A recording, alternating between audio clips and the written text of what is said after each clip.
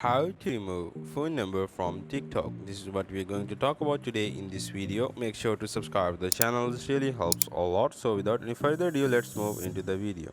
So first of all, what you're going to do is you're going to go up and go to the TikTok option in your mobile.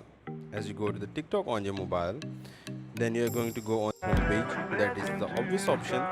Then you have to go on the profile option that is located down below. Click on that, and then you have to go on the three lines that are located up above. Click on that and then go to settings and privacy option.